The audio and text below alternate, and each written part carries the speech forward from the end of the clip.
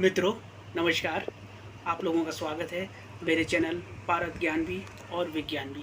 और आज मेरा सब्जेक्ट है पारद से कार्बन को हटाना क्यों ज़रूरी है।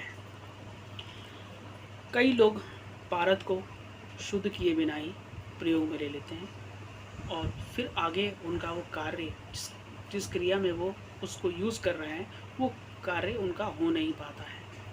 तो इसलिए कार्बन को पारद से हटाना बहुत ज़रूरी है। आजकल मिलावट का ज़माना है, आपको पता ही है कि खाने पीने की चीज़ों में भी मिलावट हो रही है। तो पारद जैसी चीज़ पे भी मिलावट हो जाती है क्योंकि ये मेटल को ग्रास करता है, खाता है, आपको पता ही है। तो इस तरह से इसमें मिलावट ज़्यादा कर दी जाती है काफ़ी सारे केडियम वगैरह की, जिससे इसमें अशुद्धि बहुत ज़्यादा आ जाती है।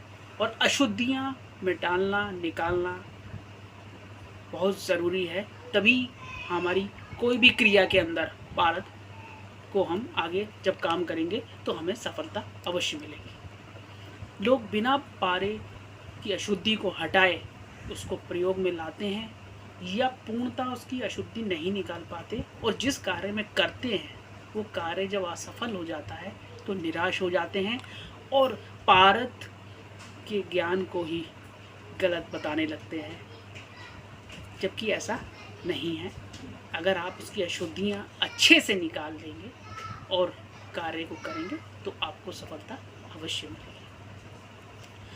कार्बन युक्त पारा जो होता है वो आगे यूज ही नहीं होता है क्योंकि आपकी क्रिया ही पूर्ण नहीं हो पाएगी, और जब क्रिया पूर्ण ही नहीं हो पाएगी तो उस पर कुछ लोग प्रश्न चिन्ह लगा देते हैं पारद ज्ञान के नॉलेज पर कि ये पारद ज्ञान है ही नहीं या गलत लिखा हुआ है किताब में, जबकि ऐसा कुछ नहीं है।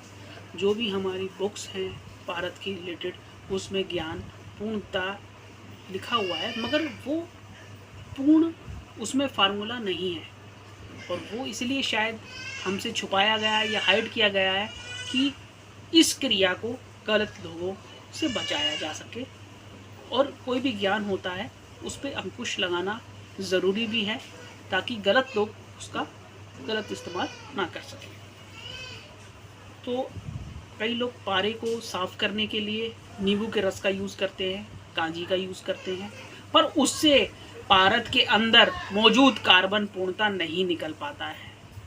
अगर आपको इस बारे में कोई भी ज्ञान मुझसे चाहिए तो आप मेरे व्हाट्सएप नंबर पर संपर्क कर सकते हैं और मुझे मैसेज करके कर सकते हैं। मैं इस बारे में आपको ज्ञान अवश्य प्रदान करूंगा अगर आप मुझसे संपर्क करते हैं। तो आज हमारा यही विषय था कि अगर पारद को आपको आगे किसी भी क्रिया में यूज़ करना है तो उसकी अशुद्धियों को निकालना बहुत ज़रूरी है। बिना अशुद्धि निकाले आप कोई भी क्रिया को नहीं कर पाएंगे। पारद जो है उस अगर अशुद्ध होगा तो आगे वो हर क्रिया को बेकार ही कर देगा। तो आज का विषय यही समाप्त होता है, फिर हम अपनी नेक्स्ट वीडियो में मिलेंगे। तब तक आप अपना ध्यान रखिए, और मेरे इस में लास्ट में व्हाट्सएप नंबर आ रहा होगा, उसे आप नोट कर लीजिएगा, और कोई भी जानकारी चाहिए इस बारे में तो आप मुझसे संपर्क कर सकते हैं। ओम नमः शिवाय।